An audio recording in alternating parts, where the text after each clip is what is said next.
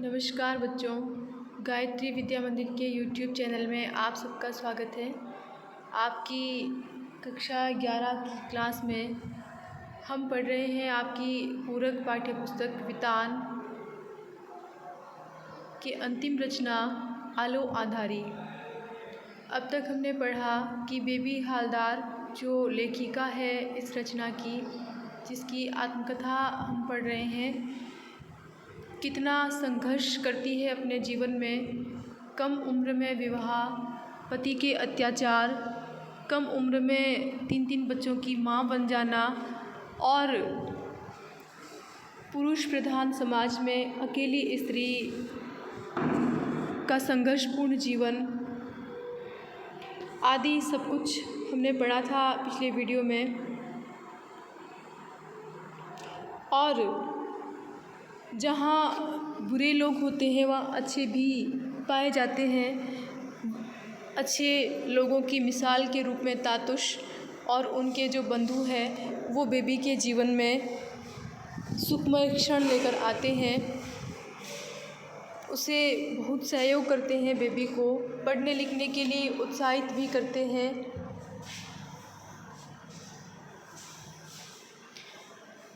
आइए अब पढ़ते हैं हम आगे।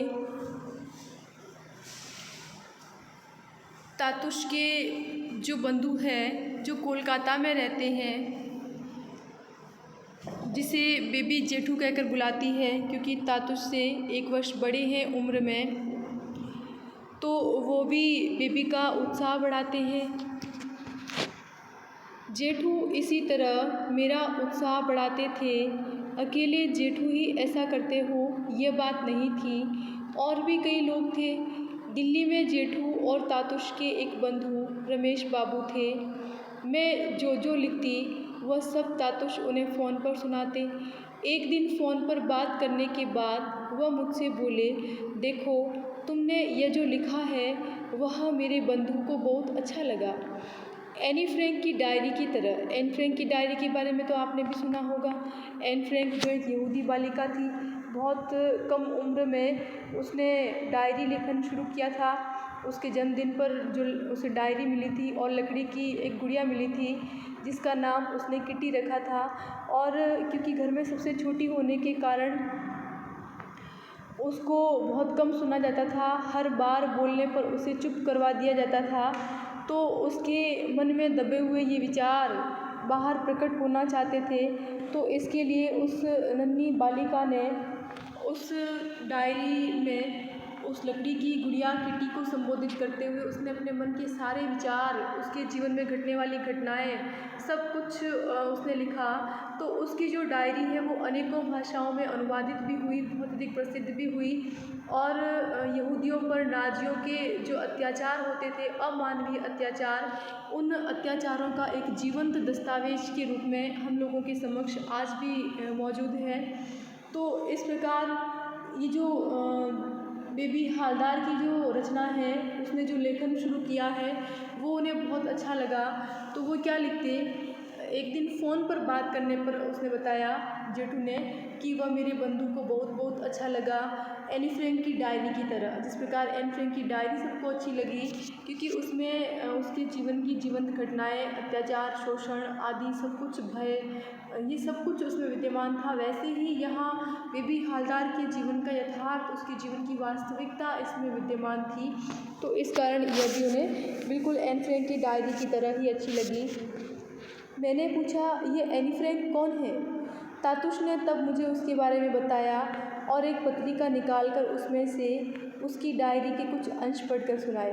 सुनकर उस लड़की से मुझे बहुत माया हुई, यानी अपनापन हुआ उसके प्रति, बहुत अधिक मोह जागृत हो गया बेबी का। किसके प्रति? एनी फ्रैंक के प्रति।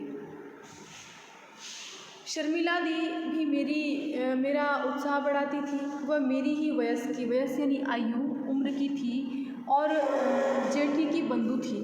जेठी कौन? जेठू की जो धर्मपत्नी है उसकी बंधु थी। वह कोलकाता ही में कहीं पढ़ाती थी। उनकी चिट्ठियों से मालूम पड़ता कि वह मुझसे कितना स्नेह करती थी। वैसा स्नेह मुझे और किसी से नहीं मिला। मैं सोचती कि सचमुच इतने दिनों बाद मुझे एक सहेली मिली। मैंने उन्हें तब तक देखा नहीं था। उनकी चिट्ठियाँ पढ़कर बार बार इच्छा होती कि उनके साथ बातें करूं, हंसूं, खेलूं, यह करूं, वह करूं। उनसे पूछूं, शर्मिला दी, हम एक दूसरे से कब मिल सकेंगे, कभी मिल भी सकेंगे या नहीं, मिलने पर मैं तुम्हें धन्यवाद कैसे दूंगी, ये सब बातें करती। एक दिन घर में एक अलमारी की चीज़ें पहुंचते समय मैंने वहाँ एक फ़ोटो एल्बम देखा। मैं उसे खोलकर तस्वीरें देखने लगी। उसमें अर्जुन दा के बंधुओं की तस्वीरें थी। अर्जुन दा के जो बंधु थे, मित्र थे, उनकी तस्वीरें थी। एक तस्वीर में जेठू थे, उनकी एक तरफ शर्मिला दी और दूसरी तरफ अर्जुन दा। एक और तस्वीर में जेठू के पास शर्मिला दी और सुखदीप दा बैठे थे।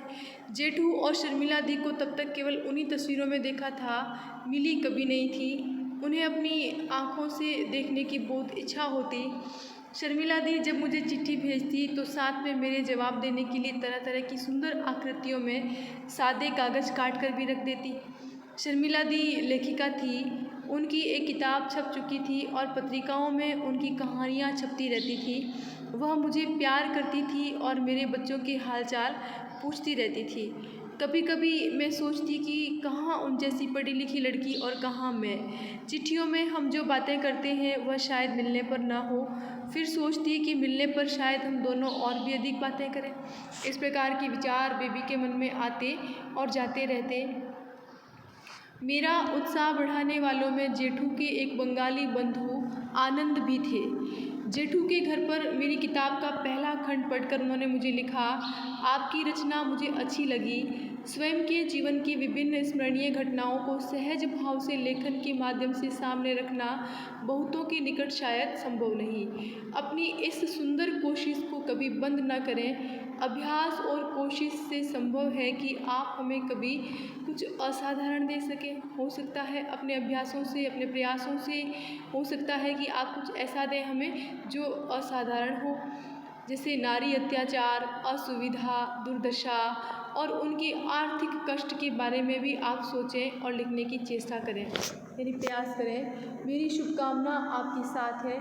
इस चिट्ठी के साथ आनंद बाबू ने मुझे अपना एक लेख भी भेजा था। उस लेख को पढ़कर मुझे अच्छा लगा था। वह पूरा का पूरा मेरी समझ में आ गया हो ऐसी बात नहीं थी।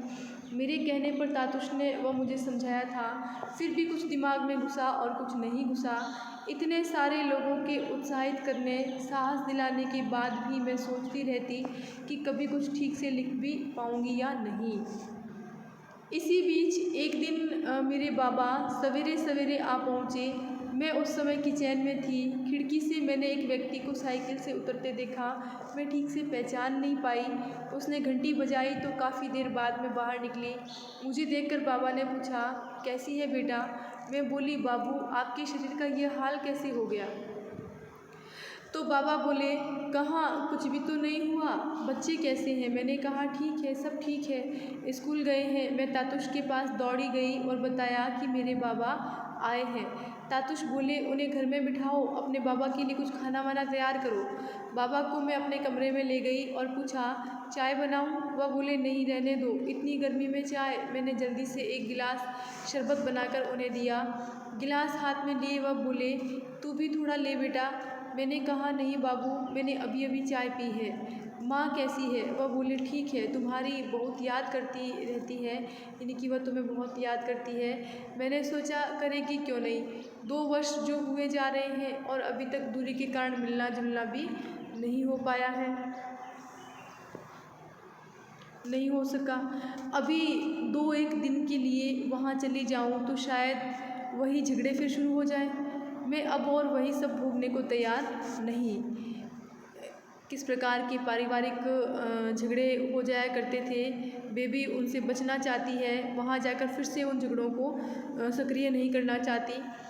यहाँ आकर इतना तो मैं समझ गई हूँ कि आदमी हो या औरत, सभी अपने पेट की चिंता स्वयं करते हैं और एक ही जैसा खटते कमाते हैं। यही समझ पहले आ गई होती तो उसी हिसाब से मैं अपनी व्यवस्था कर लेती और तब शायद मुझे उतना कष्ट नहीं भोगना पड़ता। बाबा के साथ इधर उधर की काफ़ी बातें करते करते मैंने पूछा, कोलकाता की क्या खबर है? मेरा भाई कैसा है? माँ कैसी है? बाबा बोले, माँ, तेरी माँ, तूने कुछ सुना नहीं लगता है? क्यों? बाबा मेरे मुंह की ओर थोड़ी देर देखते रहे। वह शायद सोच रहे थे कि बताने से कहीं ये रोने धोने न लग पड़े।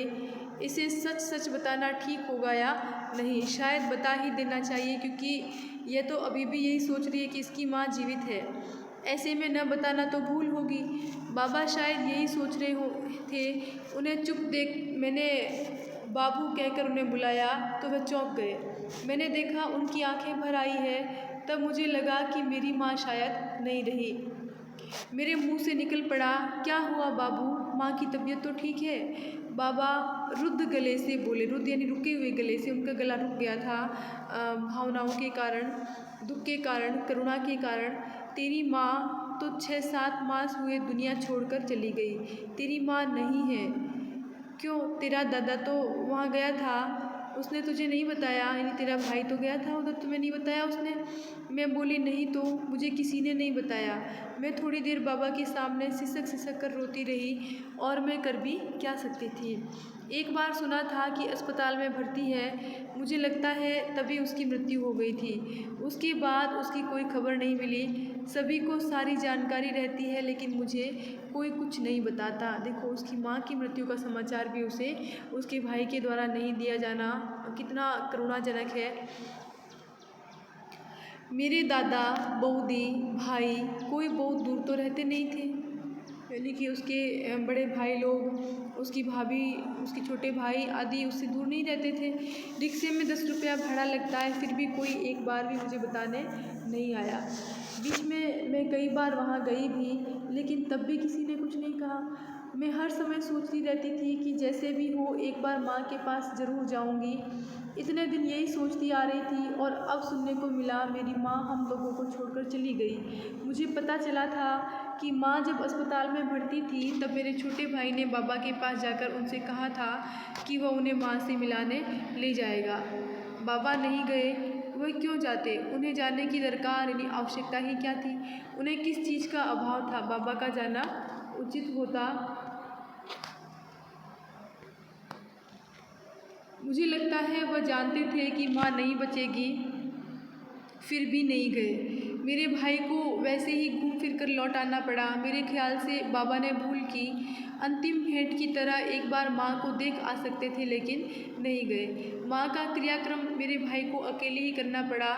दादा लोगों को भी काफ़ी बाद में पता चला, और मुझे तो बिल्कुल अभी पता चला है। तो इस प्रकार से लेखिका ने अपनी माँ को भी खो दिया था, किंतु इस खबर से वो अनजान थी। इस प्रकार से उसके पास 5-6-7 माह बाद माँ की मृत्यु का समाचार आना पाठकों की संवेदना को उजागर कर देता है, प्रकट कर देता है। तो आज का वीडियो हम यहीं ख़त्म करते हैं। इसके आगे पढ़ेंगे हम अगले वीडियो में।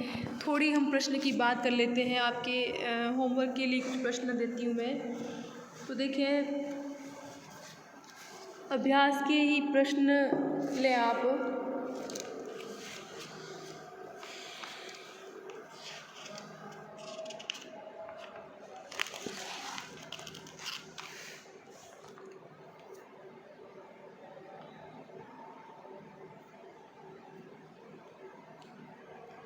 कल के वीडियो में हमने पढ़ा था आशापूर्णा देवी के विषय में। तो ये आपके अभ्यास का प्रश्न है कि तुम दूसरी आशापूर्णा देवी बन सकती हो। जेठू का यह कथन रचना संसार के किस सत्य को उद्घाटित करता है? बिल्कुल ये प्रश्न आपको करना है।